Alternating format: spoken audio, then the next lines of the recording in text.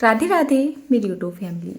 पनीर एक ऐसी सब्जी बन चुका है जो अक्सर अब सभी के घरों में बनाई जाने लगी है। अब चाहे कोई घर में खास मेहमान आए या कभी कभी कुछ हमारा ही अच्छा सा खाने का मन करे, त्योहार आए, शादी आए, पार्टी आए, मतलब पनीर तो डेफिनेटली बनना ही है। चाहे साइड में आप दूसरी सब्जी बना लो। अब जब पनीर बनाने की बात आती है तो सबसे पहले दिमाग में यही ख्याल आता है कि मार्केट की तरफ को भागो, है ना, डेयरी वगैरह की तरफ को भागो, पनीर लेके आओ और घर पे सब्जी बनाओ। लेकिन क्या आपको पता है बाजार में पनीर कितना बुरा तरीके से बनता है। मैंने भी बहुत बार जैसे पनीर मंगाया है ना, तो पनीर के अंदर कभी बाल निकलते हैं, कभी कुछ निकलता है, कभी खाने में अच्छा नहीं लगता है, कभी खट्टा आ जाता है। मिठाई बनाने बैठ जाओ, मिठाई तो बनती नहीं है। तो चलिए, होली का त्यौहार भी आ ही रहा है और सबसे ज़्यादा ट्रेंडिंग में इस टाइम पनीर ही चलने वाला है, क्योंकि होली के टाइम पे पनीर की सब्जी बनाई जाती है, पनीर की भजिया बनाई जाती है, चिंगारी पनीर बनाया जाता है, पनीर के रसगुल्ले बनाए जाते हैं, पनीर से बहुत सारी मिठाइयाँ बनाई जाती है, पनीर के पकौड़ी वगैरह भी बनाए जाते हैं। तो ऐसे में क्यों ना हम अपने घर पर ही पनीर बना लें, अगर दूध की सुविधा हो जाए। मैं गाँव में रहती हूँ तो यहाँ पर दूध की सुविधा आसानी से हो जाती है, क्योंकि सासू माँ भी देवरानी है, जेठानी, सभी गाय भैंसे रखती है, तो मुझे दूध आसानी से मिल जाता है। आज मुझे बहुत सारा पनीर बनाना था तो मैं अपनी जेठानी के यहाँ से और सासू माँ के यहाँ से दूध लेके आ गई थी। जितना जितना उनकी भैंस ने दिया था उतना ही दूध मैं लेके आई थी। इस बाल्टी में आया था 3.5 किलो के जितना दूध और जग में आया था 1.5 किलो के जितना दूध। तो 3.5 किलो प्लस 1.5 किलो हो चुका है यहाँ 5 किलो। तो 5 किलो दूध आया था मेरा गाय, मतलब दोनों जेठानी के यहाँ से, और प्लस आधा किलो दूध मैं लेके आती हूँ अपने घर के लिए दूसरी जेठानी के यहाँ से, जो रेगुलर ही आता है। आज तो रेसिपी के लिए ज़्यादा लेके आई हूँ, लेकिन 2 किलो दूध रोज़ की रोज़ घर में आता है। अब सारा दूध जैसे कि आ गया था, बाल्टी उठा के लेके आ गई थी। यहाँ पर मैंने बड़े बड़े दोनों अपने भगोने ले लिए हैं। दूध को छानने के लिए हमेशा मैं प्लास्टिक की जो बारीक जाली वाली छलनी होती है उसका इस्तेमाल कर लेती हूँ। तो सबसे पहले तो मैंने क्या किया है, करीब ऐसा होगा वो 4 किलो के जितना दूध, तो वो तो मैंने छान दिया है दूसरे बड़े वाले भगोने में। वो काफ़ी बड़ा भगोना है और यहाँ पर जो बाकी का दूध बचा था इसमें मैंने छान दिया है। तो सारे दूध से तो मैं पनीर वैसे बनाऊंगी नहीं, क्योंकि मुझे घर पर भी दूध रखना होता है ना, तो मैं इसको 2 जगह करके पकाऊंगी। यहाँ पर देखिए, ये है अरारोट। अरारोट होता है ना, तो अक्सर हलवाई वगैरह यूज़ करते हैं और होली के पनीर में सबसे ज़्यादा यही यूज़ होगा, क्योंकि इससे ना पनीर ज़्यादा बनता है। नॉर्मली जैसे हम पनीर बनते हैं ना, अगर इसका यूज़ कर लेते हैं उसमें बहुत ज़्यादा पनीर बनता है। ऐसा लिया था कोई मैंने 2 टेबल स्पून के जितना पनीर, उसमें दूध डाल के उसका घोल बना लिया था और यहीं पे उस घोल को इस दूध में डाल के अच्छे से मिक्स कर दिया है। पनीर केवल मैं इस बड़े वाले भगोने में से बनाऊंगी, करीब ये होगा 4-4.5 किलो के जितना दूध।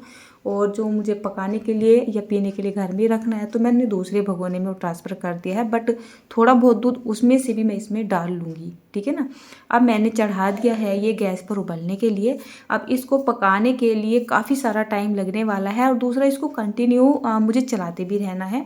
अब जिसमें मैंने अरारोट डाला है ना, आप समझ सकते हैं, जैसे मैंने अरारोट यहाँ पर डाला है तो दूध की जो थिकनेस है ना वो गाढ़ी होती चली जाएगी और बहुत स्पीड से नीचे भी लगेगी।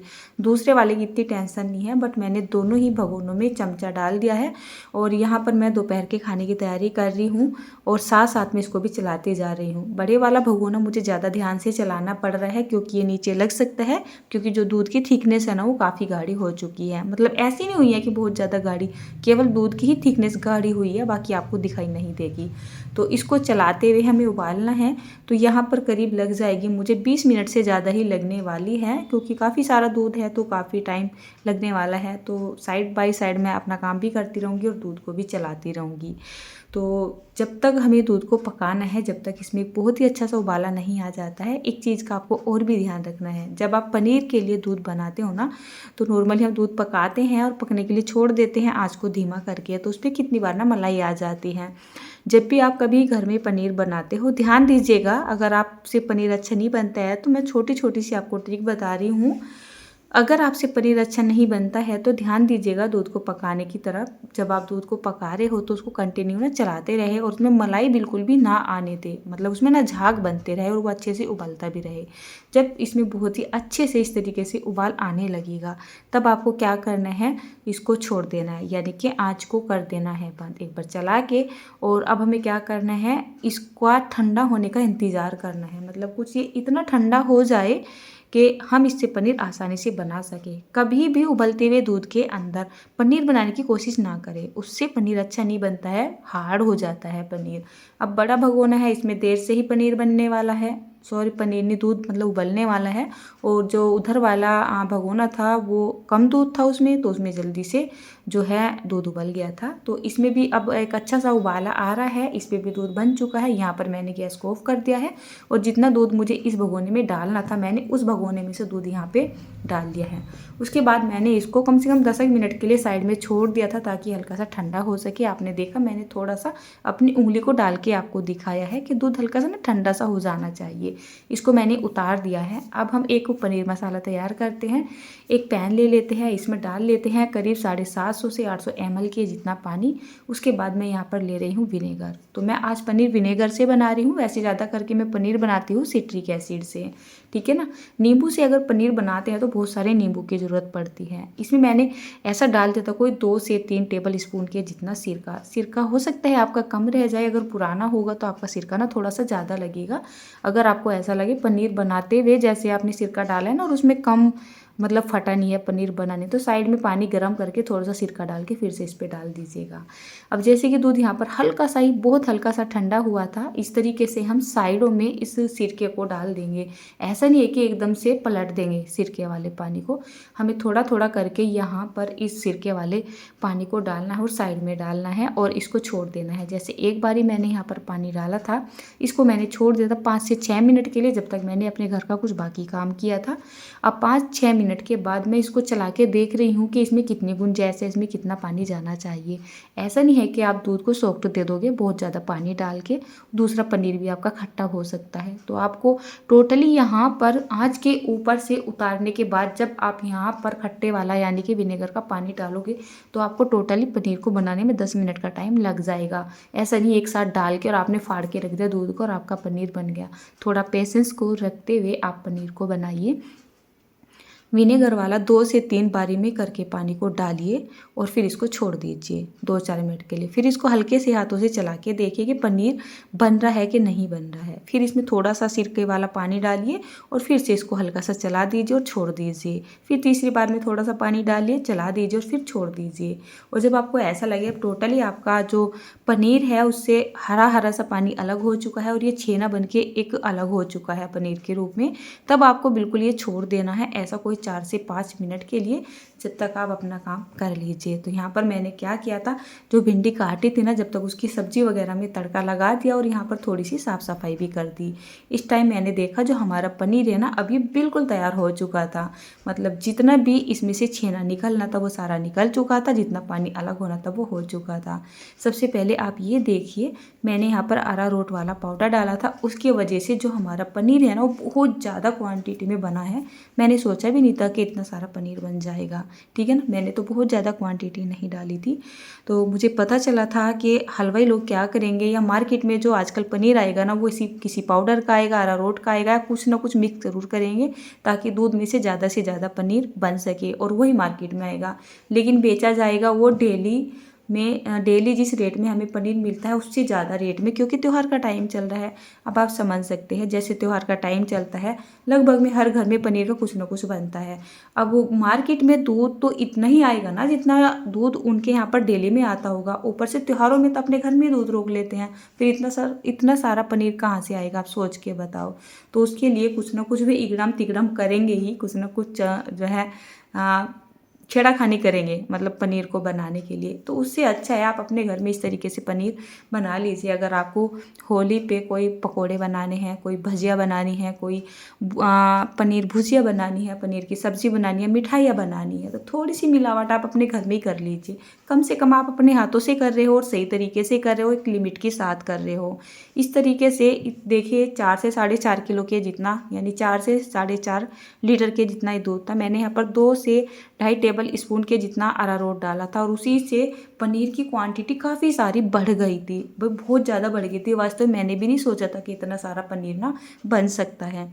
इसको मैंने क्या किया, एक जाली पे अपना मखमल का कपड़ा डाल दिया है और उसी पे छान दिया है। और देख सकते हैं आप इतना सारा पनीर। वास्तव में मैं तो पनीर बनाती रहती हूँ और इससे पहले भी पनीर की आपके साथ 2-3 वीडियो मैंने शेयर कर दिया। उसमें भी मैंने इतना इतना ही दूध लिया है, इससे ज़्यादा दूध भी लिया है, तो उसमें इतना पनीर आपको देखने के लिए नहीं मिला था। मुझे यकीन ही नहीं था कि इतना सारा पनीर मिल जाएगा। इसको मैंने इस कपड़े पे छानने के बाद छोड़ दिया था थोड़ी सी देर के लिए, ताकि इसका जो एक्स्ट्रा पानी है ना वो निकल जाए, है ना। और फिर इस पोटली को इस तरीके से उठाते हुए जितना हो सकता है आप इस पानी को निकाल दीजिए। अभी वैसे ये काफ़ी गर्म है, मेरे हाथ भी यहाँ पर जल रहे हैं, अच्छे से मैं इसमें काम नहीं कर पा रही थी क्योंकि इसमें काफ़ी सारा वज़न भी हो रहा है और पानी निकलने में यहाँ पर बहुत ज़्यादा टाइम लगने वाला है।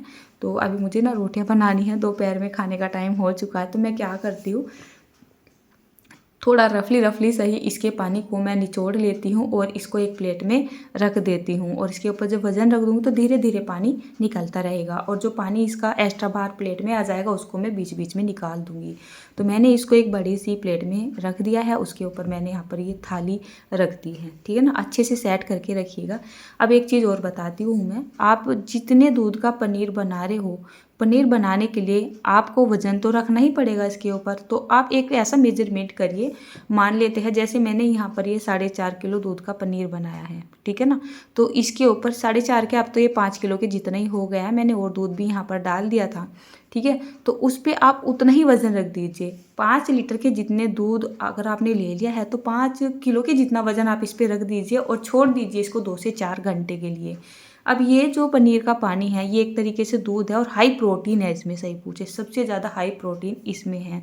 सप्लीमेंट बनाने के लिए भी इस दूध का इस्तेमाल किया जाता है, बड़ी बड़ी कंपनियां करती है। आप इसका क्या करते हो, मैं तो इसको क्या करती हूँ ना, भर के रख लेती हूँ और इसमें आटा वगैरह गूंथती रहती हूँ। वैसे सब्जियों में तो मैं कम ही डालती हूँ या कभी कभी चावल बना लेती हूँ। एक एक्सपेरिमेंट आज मैंने करके देखा था जो कि बहुत ही बढ़िया सुपर डुपर हिट रहा है मेरे घर में। अब ये जो पानी था, मैंने सोचा इतना सारा पानी यूज़ नहीं होगा, बोला जाता है इसमें बहुत ज़्यादा प्रोटीन होता है, पी के देखते हैं। अब बिना मीठे डाले तो पीना मुश्किल था। मैंने क्या किया, इसको एक कप में कर लिया। यहाँ पर मैंने कच्चा मीठा यानी कि थोड़ी सी शक्कर डाली, 2 चम्मच के जितनी, थोड़ा सा तुलसा पत्ता डाल लिया। और मैंने सोचा अब पता नहीं है पीने में ये कैसा लगेगा। वैसे दूध का ही पानी अच्छा ही लगेगा, फिर भी थोड़ा मन में झिझक सी हो ही रही थी कि पता नहीं कैसा लगेगा। चलिए अब थोड़ा सा इस पर ना ट्रायल करते हैं। अब एक मैंने हल्की फुल्की सी ड्रिंक तो तैयार कर ली है और ट्रायल करने के लिए आ चुके हैं बच्चों के पापा। तो पहले तो थोड़ा सा मैं ही पी के देखती, हो सकता है अच्छा ना लगे और मैं इनको ऐसे ही पीने के लिए दे दूँ। तो मुझे तो सही लग रहा था वैसे। फिर मैंने इनको बोला कि थोड़ा सा टेस्ट करके बताओ कैसा लग रहा है पीने में। तो इन्होंने थोड़ी सी एक बारी में पिया, बोलने लगे कि मतलब ठीक लग रहा है। तो फिर मुझे ऐसा लगा कि थोड़ा सा ये छोड़ देंगे, मैं भी पी के देख लूँगी आखिरकार कैसा लगा, क्योंकि मुझे इसके स्वाद का पता नहीं चला था। और मैं इनको दे रही थी इस ड्रिंक को केवल ट्रायल करने के लिए, और बस इन्होंने क्या किया, मुँह से लगाने के बाद कप ही नहीं हटाया, पूरा का पूरा गिलास इन्होंने खाली कर दिया। मैं देखती रह गई, चलिए अब छोड़ेंगे अब छोड़ेंगे अब छोड़ेंगे, पूरा ही पी गए।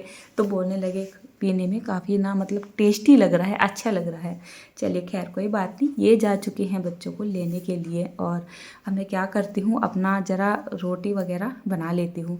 अब जैसे मैंने इसके ऊपर वज़न रख दिया है, आपको मैं भी इसे उठा के यहाँ से रखूँगी, या तो ये रखा नहीं रहेगा, अंदर रख दूँगी। आपको इस पर कोई भारी वज़न रख देना है। तो मैंने इसको क्या किया था, लगभग मैं पूरी रात के लिए छोड़ दिया था, मुझे आज पूरा दिन भी टाइम नहीं मिला।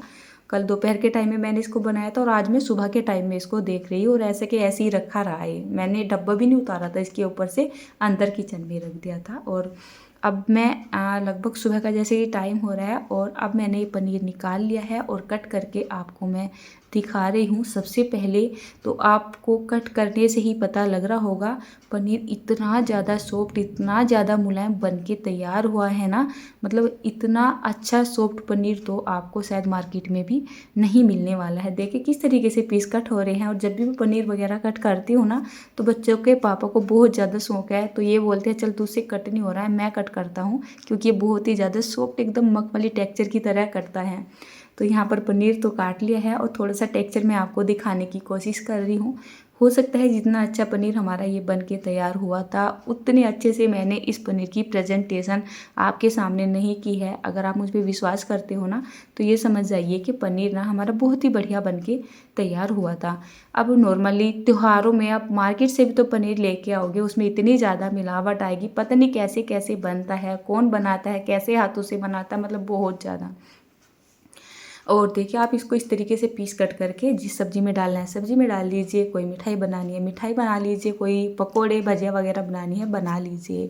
एक बात है ना, जब से हमारे घर में हमारे राधे कृष्ण जी आए हैं, लड्डू गोपाल जी आए हैं, तो हमारा थोड़ा, फिर आप बोलोगे नहीं तो फिर तुम ऐसे ही बोलती रहती हो, तो जैसे इस तरीके की चीज़ें हैं ना, और ऊपर से जो बच्चों के पापा हैं उनकी दीक्षा भी हो चुकी है, तो हम ये चीज़ें ना बाज़ार से नहीं लेके आते हैं।